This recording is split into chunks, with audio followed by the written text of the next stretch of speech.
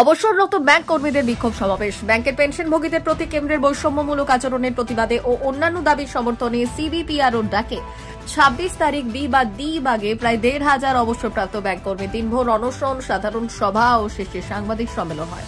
সেই সম্মেলনে বক্তব্য রাখেন শ্রী সুপ্রীত সরকার, সাধারণ সম্পাদক আইবি পার্ক, শ্রী দীপক বসু, যুগ্ম আহ্বায়ক সিবিপিআরও সহ অন্যান্যরা। সেই সভা থেকে কয়েকটি দাবি তোলা হয়, যথা: ১. রিজার্ভ ব্যাংকের নিয়ম অনুযায়ী পেনশনভোগীদের আপডেশন চালু করতে হবে। ২. সুপ্রিম কোর্টের রায় থাকা সত্ত্বেও পেনশনভোগীরা সুবিধা থেকে বঞ্চিত হচ্ছে। ৩. স্বাস্থ্য বীমা কর্তৃপক্ষকে বহন করতে হবে।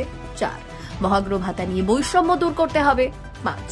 সরকারি আলোচনার জন্য অবসরপ্রাপ্ত ব্যাংক কর্মীদের নিয়ে একটি ফোরাম গঠন করতে হবে। ৬. কমিউটেশন সময়সীমা কমাতে হবে। যদিও পেনশনভোগী বা ১৫ বছরের বহু পূর্বেই নিজ নিজ পেনশন কমিউট করার পূর্ণ মূল্য পরিশোধ করেন, তবুও পরিশোধের সময়সীমা ১৫ বছর পর্যন্ত চালিয়ে যাওয়া হচ্ছে। আর এই সময়সীমাকে বাস্তব অবস্থায় পরিপ্রেক্ষিতে অবশ্যই কমাতে হবে। আমাদের এই মিলিত সংগঠনটির নাম হচ্ছে CBPRO, confederation of bank pensioners and retirees organisation. সারা ভারতবর্ষব্যাপী আমাদের একটা প্রোগ্রাম চলছে। সেই প্রোগ্রামের অঙ্গ হিসাবে আজকে পশ্চিমবাংলার রাজধানী কলকাতা শহরে ১-১,৫০০ ব্যাংক রিটায়ারি পেনশনার তারা সারাদিনব্যাপী অনশন করবেন এবং বিকেলে একটি মিটিং করবেন। আমাদের প্রধান দাবি হচ্ছে, আপনারা জানেন একজন ব্যাংকের পেনশনার যেদিন রিটায়ার করেন ৫ বছর আগে, ১০ বছর আগে, ১৫ বছর বা ৩০ বছর আগে, সেই দিনে তার পেনশনটা ফ্রিজড হয়ে যায়, সেটা আর কোনো দিন বাড়ে না। বছরের পর বছর চলে যায়, কিন্তু আমাদের অরিজিনাল বেসিক পেনশন কখনো বাড়ে না। আমাদের পেনশন রেগুলেশন কেন্দ্রীয় সরকারের পেনশন রেগুলেশন মোতাবেক, আমাদের pension regulation reserve bank of India pension regulation মোতাবেক কেন্দ্রীয় সরকার এবং রাজ্য সরকারি কর্মচারীদের যখন যখন বেতন কমিশনের রেকমেন্ডেশনগুলো কার্যকর হয়, তখন পেনশনারদের পেনশন অ্যামাউন্ট ঊর্ধ্বগতিতে বৃদ্ধিপ্রাপ্ত হয়। রিজার্ভ ব্যাংক অফ ইন্ডিয়াতেও ১ মার্চ ২০১৯ তারিখ থেকে এই চালু শুরু হয়েছে, কিন্তু আজকে পর্যন্ত ব্যাংক পেনশনাররা এই সুযোগ পাচ্ছেন না। যদিও আমাদের রেগুলেশন 35.1 এই ব্যাপারে বিস্তৃত নির্দেশ দেওয়া আছে, সুতরাং আমরা রেগুলেশন মোতাবেক এই ইমপ্লিমেন্টেশন চাই। এটা আমাদের ১ নম্বর দাবি।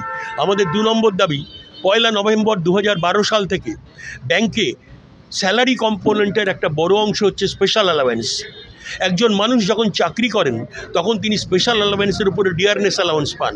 ডিয়ারনেস অ্যালাওয়েন্স যার উপরে পাওয়া যায় সেই কম্পোনেন্টগুলোকে বেসিক পের সমতুল্য বলে ধরা হয়, কিন্তু এই লোকটি যখন রিটায়ার করেন তখন তার অবসরকালীন সুযোগ সুবিধা, পেনশনের অঙ্ক করার সময়, গ্র্যাচুইটির অঙ্ক করার সময় এই টাকাটাকে ধরা হয় না।